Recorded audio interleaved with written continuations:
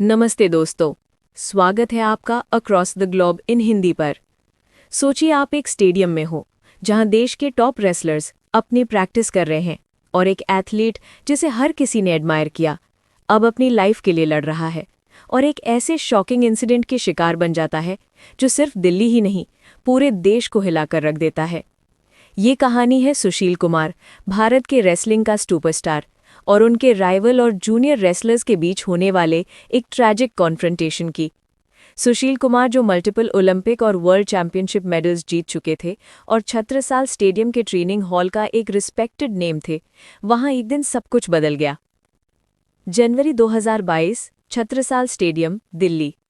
ये स्टेडियम सिर्फ एथलीट्स की मेहनत का सिंबल नहीं था, बल्कि राइवलरी, ईगो और पर्सनल ग्रजेस का भी एक सेंटर था।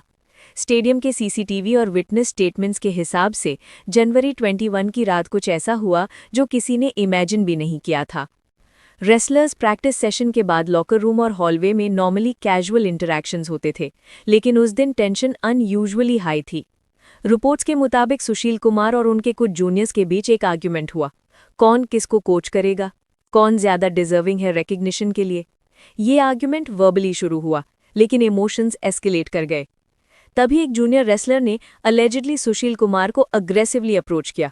विटनेसेस के हिसाब से सुशील कुमार ने इनिशियली सिचुएशन कंट्रोल करने की कोशिश की, लेकिन कॉन्फ्रंटेशन जल्दी ही वायलेंट टर्न ले गया। हॉलवे के नैरो पैसेज और लॉकर एरिया का एनवायरनमेंट और भी रिस्की था। यहाँ कोई ईजी एस्केप नहीं और टेंशन्स और भी बिल्ड हो गई। और फिर एक ट्रैजिक मोमेंट, सुशील कुमार पे अटैक हुआ, अलेजिडली ब्लंट ऑब्जेक्ट और फिजिकल असॉल्ट के कॉम्बिनेशन से। अटैक इतना सिवियर था कि स्टेडियम के स्टाफ और सिक्योरिटी को इमीडिएटली समझ नहीं आया कि सिचुएशन कितनी क्रिटिकल है।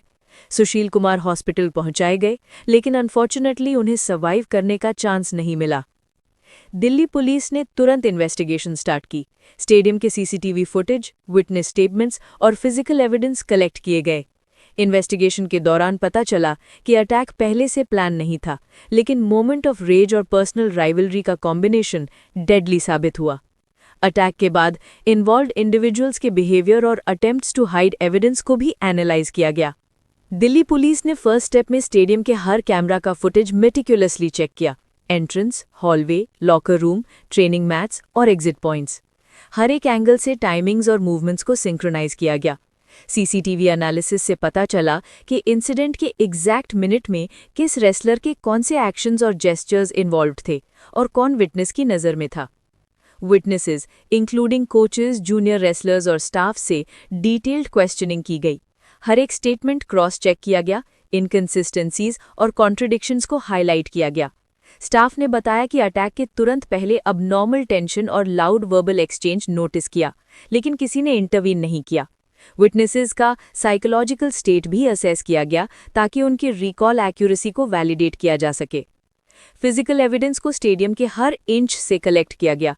मैट्स, लॉकर्स, बेंचेस और वॉल्स से ब्लड ट्रेसेस, फिंगरप्रिंट्स और फैब्रिक फाइबर्स रिट्रीव किए गए। फोरेंसिक टीम ने केमिकल एनालिसिस और डीएनए सैंपलिंग की ताकि कंफर्म किया जा सके कि ब्लड और hair samples directly Sushil Kumar से मैच करते हैं।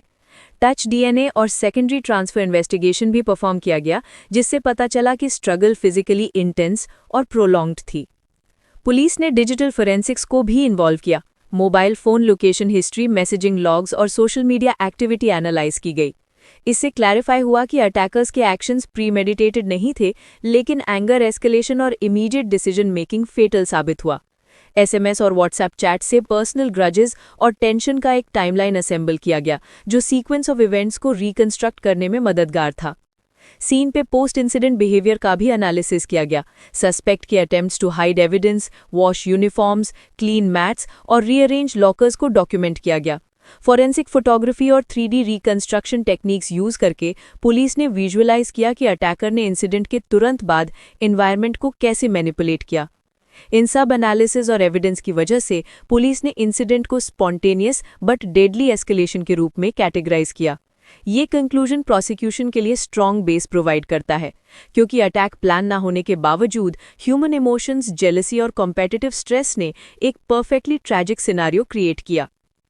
फॉरेंसिक एक्सपर्ट्स ने कंफर्म किया कि इंजरीज इंटरनल और एक्सटर्नल ट्रॉमा दोनों का कॉम्बिनेशन था।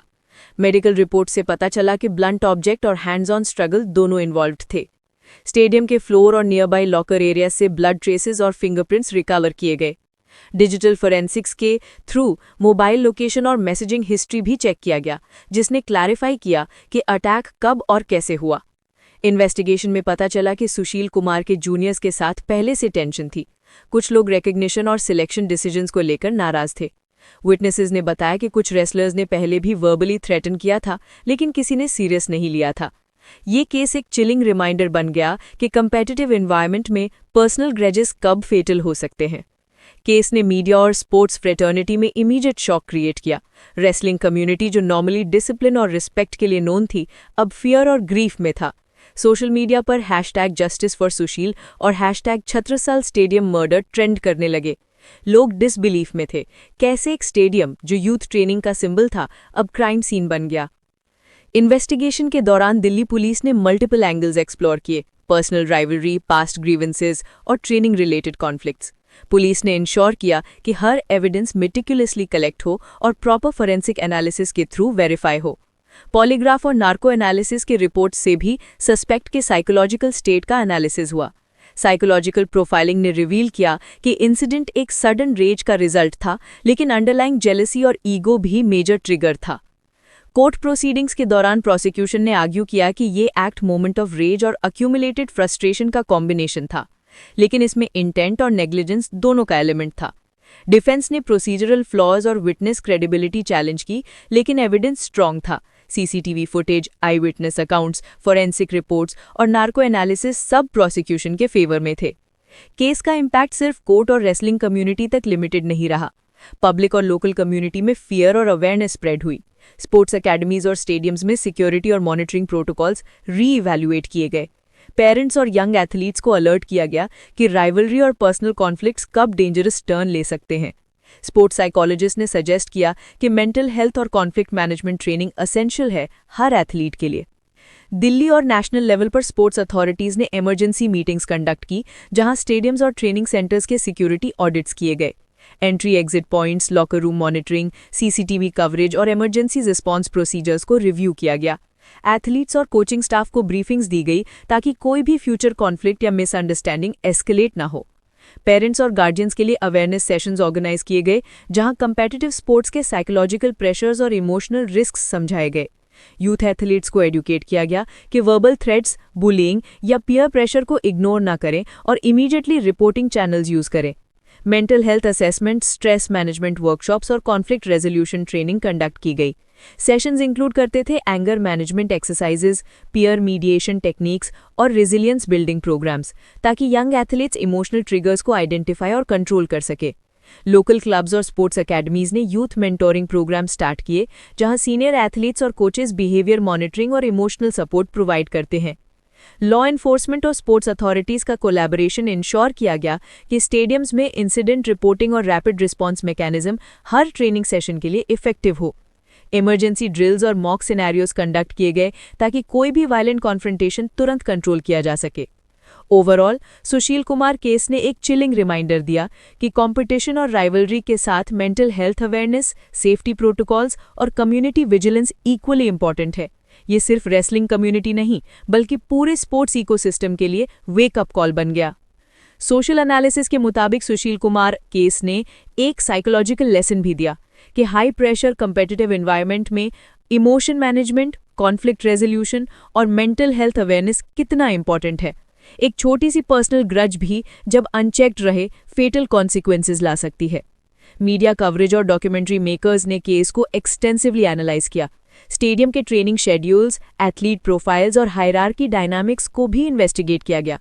ये केस अब लीगल स्टडीज और स्पोर्ट्स साइकोलॉजी कोर्सेज में भी डिस्कस किया जाता है, ताकि फ्यूचर में सिमिलर ट्रैजिक इवेंट्स प्रिवेंट किए जा सके।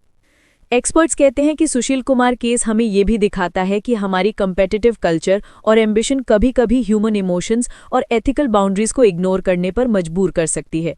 ये सिर्फ एक मर्डर केस नहीं, ये एक वार्निंग है, एक वेकअप कॉल है।